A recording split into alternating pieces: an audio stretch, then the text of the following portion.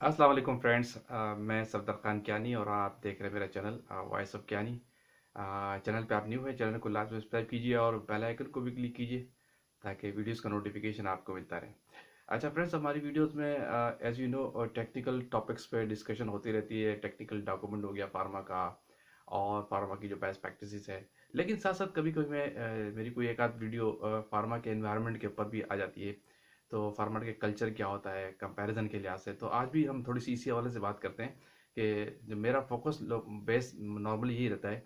मैं मल्टीनेशनल में क्या हो रहा होता है और किसी लोकल कंपनी में क्या हो रहा होता है, तो इन चीज़ों को मैं बड़ा डिस्कस करता हूँ। तो हम ये थोड़ा सा डिस्कस करते हैं। मैं आपको ये रियल एक्सपीरियंस बता दूँ डेफिनेटली कि किसी मल्टीनेशनल में अगर आप कोई परचेजिंग करते हैं तो क्या सिनेरियो होता है, और अगर किसी लोकल कंपनी में जो सेट की कंपनी होती है तो वहाँ अगर कोई परचेजिंग करते हैं स्पेशली इंस्ट्रूमेंट के हवाले से, कोई आप मशीनरी परचेज करते हैं तो सिनेरियो क्या होता है। लोकल कंपनी से याद रखिए कि मेरा फोकस जो है ना सी कैटेगरीज होती है, मैं नॉर्मली ही कहता हूँ, क्योंकि लोकल में भी बहुत सारी कंपनीज है, कुछ अच्छी पॉलिसीज को फॉलो करती है जो कुछ नहीं करती, लेकिन 90% कंपनीज जो है कुछ सी कैटेगरीज की होती है जिसको हम बिल्कुल सब स्टैंडर्ड कंपनीज कहते हैं। मैं उसको ज़्यादा फोकस करता हूँ क्योंकि जो ना फ्रेशर्स होते हैं, नए स्टूडेंट्स लोग जो होते हैं, अक्सर ऐसी कंपनीज में जाते हैं, फिर प्रॉब्लम को फेस करते हैं। तो इन वीडियोस का मकसद ये होता है ताकि उनको प्रायोरिटीज़ पता लगे और किसी अच्छी कंपनी को ज्वाइन करें। अच्छा, थोड़ी सी बात करते हैं कि अगर किसी लोकल कंपनी में जब कोई बात करें इंस्ट्रूमेंट परचेजिंग की या मल्टीनेशनल की, तो पहले हम मल्टीनेशनल को देख लेते हैं। अगर किसी अच्छी ऑर्गेनाइजेशन में आप कोई इंस्ट्रूमेंट कोई मशीनरी परचेज करते हैं ना, एज पर पॉलिसी जाहिर है वही सिस्टम होता है कि आप पहले कोटेशंस वगैरह मंगवाते हैं, पहले टॉप मैनेजमेंट को अपनी इंस्ट्रूमेंट के हवाले से सारी डिटेल बताते हैं और कि ये चीज़ परचेजिंग है या जो आपके बजट में आ रही है। फिर उसके बाद आप कोटेशन लेते हैं डिफरेंट सप्लायर से, जिसने डिफरेंट जो सोर्सेज होते हैं, जो एजेंसीज होती है जो इंस्ट्रूमेंट डील करती है। लेकिन ये चीज़ याद रखिए कि मल्टीनेशनल का फोकस जो है ना ये होता है कि हम ब्रांड की चीज़ परचेज करें, किसी ब्रांड का आइटम परचेज करें, प्लस ताकि उसकी परफॉर्मेंस अच्छी रहे, हमारी क्वालिटी ऑफ वर्क स्टैंडर्ड अच्छा हो, और साथ साथ वही चीज़ चाहते हैं कि इसकी अच्छी I Q O Q P Q और सारी चीज़ें हम बेस्ट लेवल पे परफॉर्म करें। तो इसलिए मल्टीनेशनल का फोकस ये होता है कि वो ब्रांड का आइटम परचेज करें, चाहे वो जितनी भी कोटेशन दे लेते हैं, वो लोकल को तो खैर कंसिडर ही नहीं करते हैं। अच्छी organisation local instrument, locally purchase instrument तो खरीदती नहीं है ना, क्योंकि मार्केट में तो हर तरह की चीज़ अवेलेबल है। मार्केट में मर्सिडीज़ भी अवेलेबल है, मार्केट में मेहरान भी अवेलेबल है। तो हर तरह की चीज़ जो अच्छी ऑर्गेनाइजेशन होती है ना, उसका फोकस यही होता है ताकि हम ब्रांड परचेज करें और हमारा पर्पज़ ये हो कि हम क्वालिटी ऑफ वर्क प्रोड्यूस कर सकें। उनका मेन फोकस ये होता है। अच्छा, साथ साथ उनकी एक चीज़ ये भी होती है कि मल्टीनेशनल के लोग होते हैं, वही चाहते हैं कि हम जब कोई चीज़ आइटम या ब्रांड कोई इंस्ट्रूमेंट परचेज करें, जो हमारे यूज़र्स हैं वो भी सर्टिफाइड हो उसके साथ। यानी वो चाहते हैं कि हमारे यूज़र्स जो होते हैं वो भी इस ब्रांड के सर्टिफाइड मिल जाए हमें, यानी उनकी ट्रेनिंग तक करवाते हैं। इवन के जो मल्टीनेशनल्स होती है, उनके जो इंस्ट्रूमेंट परचेजिंग है, वो उनके जो यूज़र पॉइंट के लोग होते हैं वो बाकायदा जिस कंट्री का ब्रांड होता है वहाँ ट्रेनिंग के लिए बाकायदा जाते हैं। यानी उनके बजट में ये चीज़ भी होती है, याद रखिएगा। मैं नॉर्मली एग्जांपल ले रहा हूँ, एचपीएलसी या कोई और चाइना की मशीन आप परचेज करते हैं तो लोग विजिट पे जाते हैं और ट्रेनिंग के लिए बाकायदा जाते हैं ताकि वहाँ से सीख के आए, सर्टिफाइड हो के आए।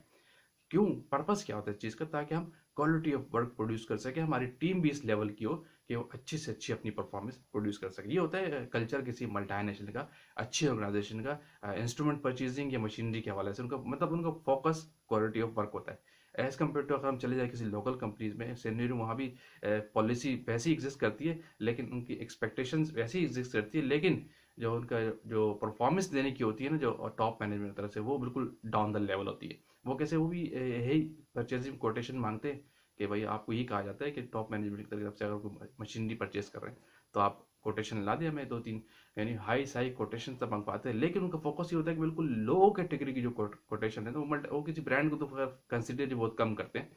बिल्कुल लोकली मैन्युफैक्चर चीज़ जो हो रही होती है ना, मैं पाकिस्तान में या किसी भी जगह की बात करूँ, क्योंकि लोकली लोग भी चीज़ बना रहे होते हैं, ठीक है। एक दो पॉइंट यहाँ पे याद रखिएगा, थोड़ा सा इन्वायरमेंट डिस्कशन है।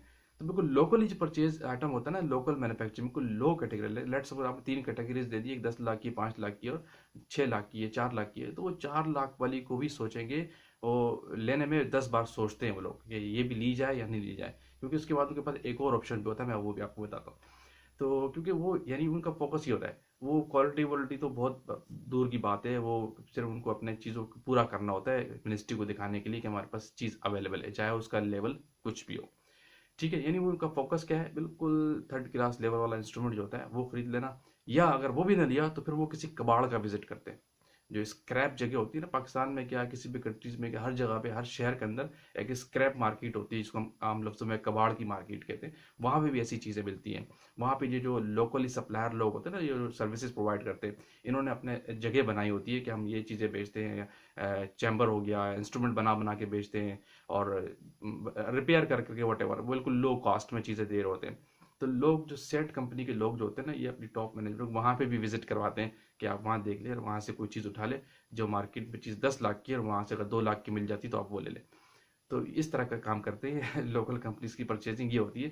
इन उनका फोकस कबाड़ हो जाता है, इन दी एंड वो कबाड़ से चीज़ खरीदने में मजबूर रहते हैं, कबाड़ के विजिट करवा देंगे आपको कि आप देख लें, अगर ये चीज़ सही है तो आपको खरीद लें, ठीक है, यदि खरीद ले आप वो। और एक्सपेक्टेशन उनकी क्या होगी कि इसका IQ बेस्ट लेवल पे होना चाहिए, इसकी कैलिब्रेशन परफॉर्मेंस 100% होनी चाहिए, इस पर जो क्वालिटी ऑफ वर्क करें वो बिल्कुल ऐसा हो कि मैं लेबॉर्ट्री का वर्क कहीं भी इस चैलेंज कोई न कर सके मेरी इस इंस्ट्रूमेंट में परचेजिंग की जो मैं कबाड़ से लाया हूँ, या किसी C कैटेगरी का पाकिस्तानी कंपनी का, लोकल कंपनी का मैंने उठा लिया है। तो ब्रांड को तो सोचते नहीं। दूसरा, अपने स्टाफ की ट्रेनिंग की बात हो तो वो तो इस चीज़ में जिक्र ही नहीं करते हैं। वो कहते हैं बस आप है ना तो आप ट्रेन है, ख़त्म, दैट्स ऑल, फिनिश। ये क्या होती है, बाहर से सर्टिफिकेशन क्या होती है, और इंस्ट्रूमेंट की सर्टिफिकेशन क्या होती है, या यूज़र पॉइंट उसकी सर्टिफिकेशन क्या होती है, बस आपको चलाना आता है, दैट्स ऑल, फिनिश, ये काफ़ी है। वो कंप्लायंस पे हो ना हो उन्हें कोई कंसर्न नहीं, उसकी परफॉर्मेंस ठीक हो ना हो उन्हें कोई कंसर्न नहीं, उन्हें कंसर्न उस मैनेजमेंट से होता है कि हमें आप परफॉर्मेंस दें, चाहे हम आपको बिल्कुल थर्ड क्लास चीज़ क्यों ना दे दें। तो फ्रेंड्स, ये चीज़ लोकल में और मल्टीनेशनल में थोड़ी बहुत आप फेस करते हैं, जब नॉर्मली आपको परचेजिंग कर रहे होते हैं, किसी टॉप पोजीशन पे आप हो। ये चीज़ें मैं देखते हुए आया हूँ और मैंने फेस भी किए। तो इस तरह के कल्चर को दोनों इंडस्ट्रीज में आपको मिलता है, क्योंकि मेरा कंपैरिजन ज़्यादातर लोकल और मल्टीनेशनल से रहता है। तो ये चीज़ें आप दोनों जगह पे फेस करते हैं। तो फ्रेंड्स, ये हम लोगों के लिए इन्फॉर्मेशन चीज़ें हैं, इन्फॉर्मेटिव वीडियो है, जो न्यू लोग होते हैं इंडस्ट्री में आना जा रहे हैं, तो उनका फोकस क्या रहे और कहाँ उनको जाना चाहिए। एंड करते हैं किसी और टेक्निकल बात के साथ, आते हैं। Thank you for watching. अल्लाह हाफिज़।